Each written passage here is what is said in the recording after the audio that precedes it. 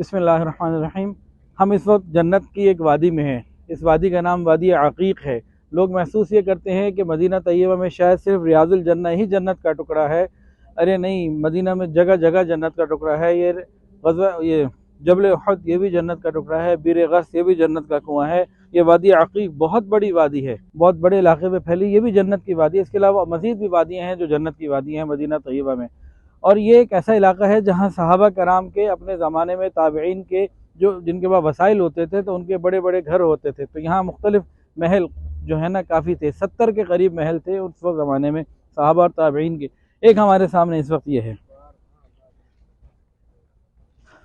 हज़रत उर्वा बिन ज़ुबैर रज़ी अल्लाह ताला अन्हु, अब्दुल्लाह इब्न ज़ुबैर रज़ी अल्लाह ताला जो बहुत मशहूर सहाबी हैं, उनके छोटे भाई थे, उनका ये महल है। हज़रत आयशा सिद्दीक़ा रज़ी अल्लाह ताला अन्हा का यहाँ आना साबित है। वो उनसे यहाँ मुलाकात के लिए आई थी जब उन्होंने अपनी खाला की, ये भांजे थे तो खाला की इन्होंने दावत की थी। समय आयशा सिद्दीक़ा रज़ी अल्लाह ताला में यहाँ आई थी।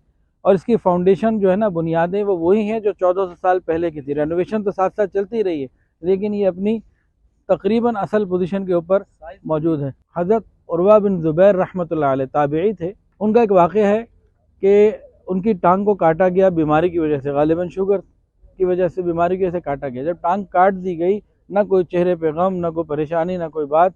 ये हमारे सीखने की बात है। किसी ने उनसे कहा कि हज़रत आपकी टांग काट दी गई, कोई अफसोस और गम नहीं?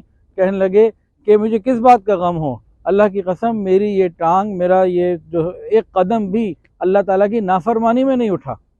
गम तो उसके हो, गम तो और परेशानी तो उसको हो जिसके पाँव नाफरमानी में, गुनाह में उठे हो, जिसके कदम नाफरमानी में नहीं उठे, उसे किस बात का गम। तो अल्लाह ताला हमें भी ऐसा अता बना दे कि हमारे पाँव जब उठें खैर के लिए उठें, हमारे हाथ जब बढ़ें खैर के लिए बढ़ें। अल्लाह ताला हमें गुनाहों से बचने की तौफीक अता फरमाए।